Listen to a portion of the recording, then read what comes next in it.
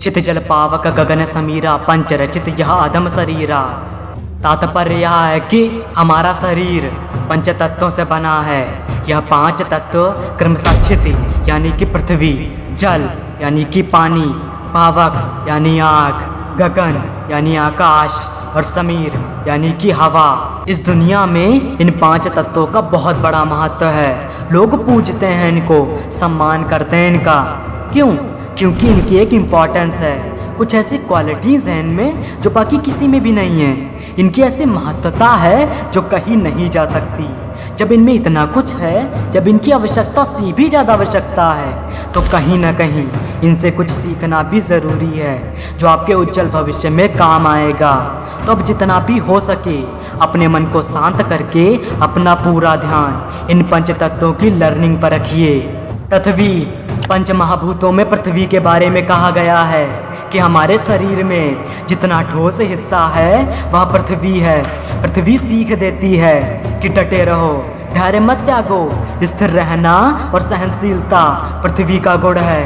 पृथ्वी कहती है कि अपने लक्ष्य और निर्णय पर अडिग रहने का गुण सफल व्यक्तित्व का आधार है। जल, पानी प्यास बुझाता है। पानी को जिस पात्र में डालते हैं वैसा ही आकार धारण कर लेता है।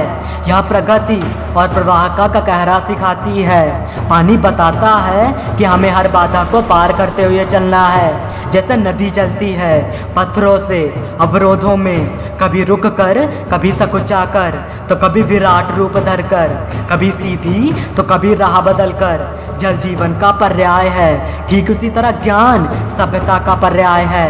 अग्नि, आग यानी ऊर्जा देना और परिवर्तन करना।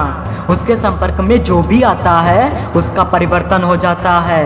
आग का पैमाना बिगड़ा तो सब बर्बाद हो जाता है। ठीक इसी तरह किसी भी कार्य में अति उत्साह या ज़्यादा ऊर्जा लगाना उस काम को बिगाड़ देता है।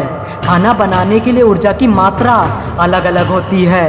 इसी तरह हमें यह सीखना होगा कि कहाँ कितनी ऊर्जा निवेश करें। आकाश, गगन का अर्थ है विस्तार। जीवन को आसमान जितना विस्तार देना संभव है। यह उम्मीद हमें आकाश को देख के मिलती है। विज्ञान कहता है कि ग्रह गुरुत्वाकर्षण बल के कारण एक नियम में बंधे हुए हैं। ठीक इसी तरह आकाश जितना विस्तार पाते हुए हम भटक ना जाएं। इसलिए ज़रूरी है कि हम अपने उद्देश्य को ना भूलें। वायु, हवा का अर्थ वेग भी है। वायु जब अपनी सीमा तोड़ती है तो आंधी बन जाती है। मनुष्य जब सीमा तोड़ता है तो जीवन में भूचाल आता है। वायु की विशेषता है हल्कापन। हवा के संपर्क में आने वाली हर चीज़ को वह अपने साथ उड़ाकर ले जाती है और हमें यह सीख देती है कि सभी से मिलकर चलो, सबको अपने साथ लेकर चलो। मुझे आशा है कि आप इस वीडियो से कुछ सीख कर जा रहे होंगे, कुछ समझ कर जा रहे होंगे। तो फिर वीडियो में उपस्थित जिन पंच तत्वों से आपने कुछ सीखा है उनके लिए एक लाइक और अपने एक मित्र के पास शेयर तो बनता है। और जिन भाइयों और बहनों ने अभी तक सब्सक्राइब नहीं किया तो प्लीज़ सब्सक्राइब कर लो, क्योंकि ये चैनल आपको हमेशा कुछ ना कुछ सिखाता ही जाएगा। तो आज के लिए बस इतना ही। मिलते हैं अगले वीडियो में। तब तक के लिए जय हिंद, वंदे मातरम।